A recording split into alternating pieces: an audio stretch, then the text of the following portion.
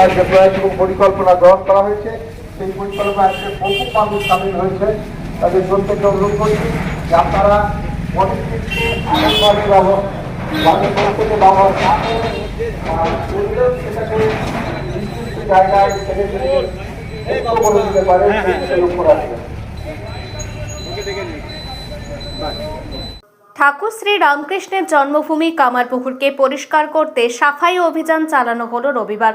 কামারপুকুর মঠ ও মিশনের উদ্যোগে এদিন কামারপুকুরকে পরিষ্কার করতে ঝাঁটা হাতে রাস্তায় নামে বিভিন্ন ক্লাব, সমাজসেবী সংস্থা, স্থানীয় মানুষজন সহ কামারপুকুর মঠ ও মিশনের অধ্যক্ষ মহারাজ ও অন্যান্য মহারাজরা।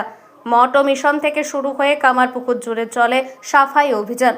জানা গেছে ঠাকুরের জন্মস্থানকে বিশ্ববাসীর কাছে প্লাস্টিক মুক্তভাবে তুলে ধরতে এবং মডেল গ্রাম হিসাবে পরিবেশিত করতে কামারপুকুর মঠের পক্ষ থেকেই এই উদ্যোগ নেওয়া হয়েছে। এদিন 46তম সাফাই অভিযান চালানো হলো। এ বিষয়ে কি জানা যাচ্ছে দেখুন বিস্তারিত।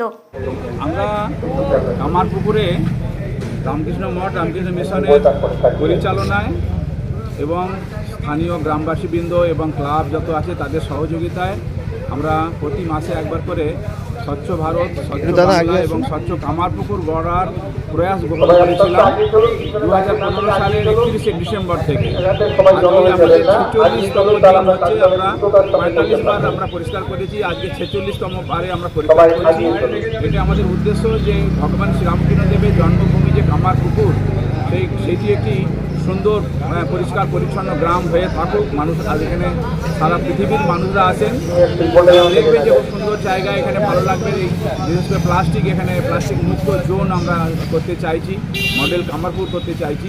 সেই জন্যই আমাদের এই প্রয়াস। আমাদের সমস্ত মহারাজরা কয়েকজন রয়েছেন, এখানে স্থানীয় যত ক্লাব আছে সব ক্লাবের যারা মেম্বার তারা রয়েছেন, স্থানীয় গ্রামবাসী রয়েছেন, এমনকি মহিলারা, মায়েরা পর্যন্ত এসেছেন এবং আমাদের গেস্ট হাউসে যে ভক্তরা থাকেন তাদের মধ্যে তারাও এসেছেন। আমরা সবাই মিলে আজকে এই পরিষ্কার পরিচ্ছন্ন করার যে এই আমাদের প্রজেক্ট সেটা আমরা গ্রহণ করেছি। কতদূর যাবেন? আমরা পুরো কামারপুকুরটা, আমাদের কামারপুকুর মঠ থেকে শুরু করে লাহাবাজার এখন চলছে। লাহাবাজার থেকে আমরা ডাক বাংলো যে আছে, ডাক বাংলো হয়ে কামারপুকুরের যে হাটতলা আছে, হাটতলা হয়ে আমরা আবার কামারপুকুর মঠে ফেরত হবে। এটা আমাদের করতে প্রায় 2 ঘন্টার মতো লাগে প্রতিদিন।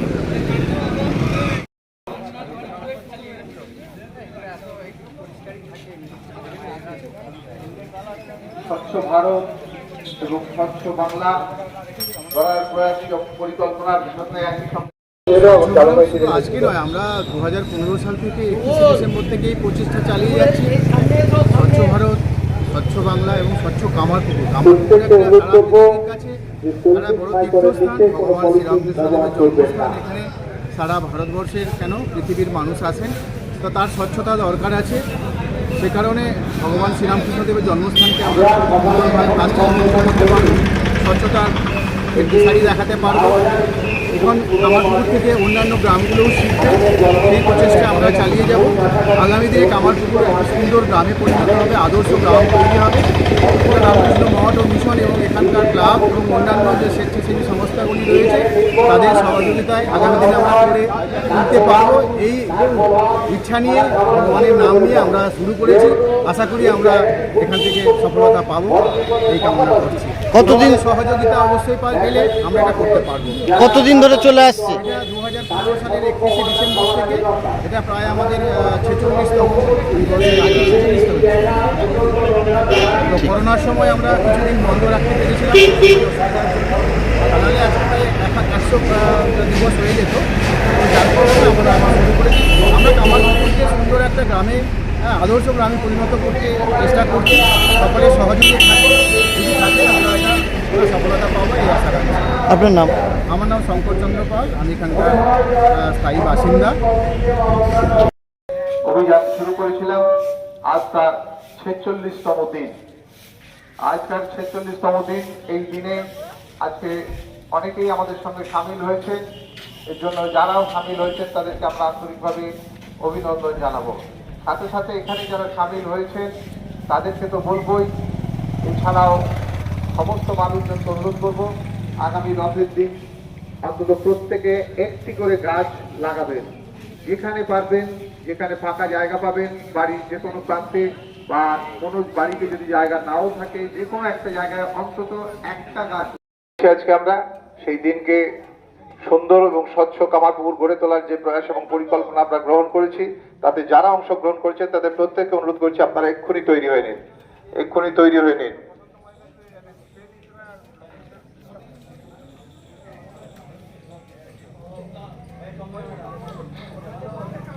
প্রথমে ছিল তো, এখানেই তো ছিল।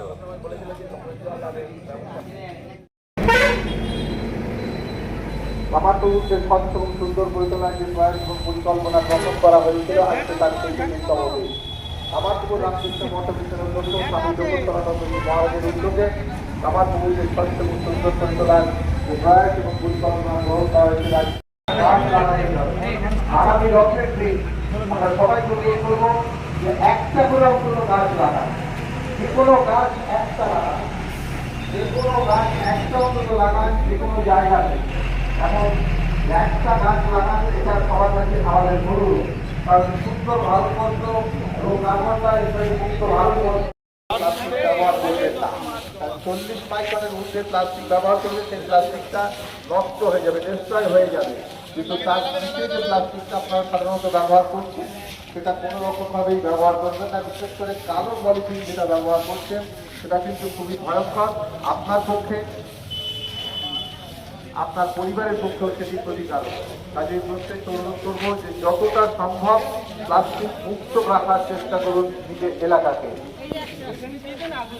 এবং দোকানদার তাদেরকে অনুরোধ করবো যে আপনি আপনার দোকানের সামনে এমন একটা খেলা হচ্ছে, এটা সবাইকে উদ্যোগ নিয়ে, কারণ অনেকগুলো দোকানদার আছে, সবাই মিলে একটা জিনিস করে নিতে পারে না। না, খেলা তো হচ্ছে, এখানেই তো পুরোনো হচ্ছে, এটা একটা জায়গায় ফেলে জমে ছড়িয়েও যাচ্ছে মাঝে মাঝে। এবারে এতগুলো দোকান আছে, সবাই 50 টাকা করে দিলেই হয়ে যাবে একটা পর। ঘরমালি কেন, ঘরমালি কেন, যাই হোক, সবাইকে অনুরোধ করবো তার সামনেটা স্বচ্ছ সুন্দর করে রাখা। আর এই জায়গাটা সবসময় নোংরা হয়ে থাকে, এই জায়গাটা সবসময় নোংরা হয়ে থাকে। আসুন আমরা পলিথিন মুক্ত কামারপুকুর গড়ে তুলতে চাইছি, আমরা স্বচ্ছ এবং সুন্দর কামারপুকুর গড়ে তুলতে। আজকে আমাদের বিষয়ের উপর বলতে আমরা পরিচ্ছন্ন একটা কামারপুকুরের গ্রাম হিসেবে আমরা গড়ে তুলতে চাইছি। মডেল গ্রাম যেটাকে বলা হয়, এই কামারপুকুরই আগামী দিনে গোটা ভারতবর্ষকে পথ দেখাবে, এটা আমরা চাইছি যে একটা স্বচ্ছ, একটা পরিচ্ছন্ন গ্রাম এবং একটা পরিচ্ছন্ন দেশ গড়ে তোলা। কোন জায়গা থেকে শুরু হয়েছে? আমাদের কামারপুকুর রামকৃষ্ণ মঠ মিশন থেকে শুরু হয়েছে। আমরা এরপরে যাব বাজারের দিকে, বাজার থেকে হয়ে আমরা কামারপুকুরের ওই ডাকবাংলোর ভেতর দিয়ে হয়ে আমরা হাটতলা দিয়ে আমরা। কারা কারা অংশগ্রহণ করেছে স্বচ্ছ ভারত এখানে অভিযানে? স্থানীয় সকলে এবং ক্লাবগুলোর সকলে, বিভিন্ন স্বেচ্ছা প্রতিষ্ঠান, ছোটোটা ক্লাব এবং বিভিন্ন স্বেচ্ছা প্রতিষ্ঠান, তারপরে সাহিত্য সংস্কৃতি বা লেখালেখি, এই সমস্ত যে গ্রুপগুলো আছে যেগুলো সাহিত্য সংস্কৃতি নিয়ে থাকে, তারা মানে সকল আপনার সাধারণ এখানে এই ইয়েতে অংশগ্রহণ করেছে। আপনার নামটা যদি একটু আমার নাম মদন মোহন সরকার। এখন আরামবাগেই রয়েছে প্রাণ আইভিএফ ফার্টিলিটি সেন্টার। নিঃসন্তান দম্পতিদের মুখে হাসি ফোটানোর বিশ্বস্ত প্রতিষ্ঠান প্রাণ আইভিএফ ফার্টিলিটি সেন্টার দক্ষিণবঙ্গের মধ্যে সর্ববৃহৎ এবং সর্বপ্রথম এআরটি গভর্নমেন্ট রেজিস্টার প্রাপ্ত আইভিএফ সেন্টার এখন আরামবাগেই। অল্প খরচে আইভিএফ পরিষেবা, বন্ধ্যাত্ব চিকিৎসার এক অভিনব অধ্যায়। প্রাণ আইভিএফ ফার্টিলিটি সেন্টার একেবারে অল্প খরচে পুরুষ ও মহিলার বন্ধ্যাত্ব পরীক্ষা, বন্ধ্যাত্ব চিকিৎসা সবকিছুই হয় আমাদের প্রতিষ্ঠানে। সুচিকিৎসার মাধ্যমে মা ও বাবা ডাক শুনতে পারবেন নিঃসন্তান দম্পতিরা। তাহলে আর দেরি কেন, আজই যোগাযোগ করুন প্রাণ আইভিএফ ফার্টিলিটি সেন্টারে। ঠিকানা বসন্তপুর, আমতলা, 2 নম্বর রেলগেট, আরামবাগ, হুগলি। যোগাযোগ নম্বর 7865858781 অথবা যোগাযোগ করুন 7908098172 এই নম্বরে।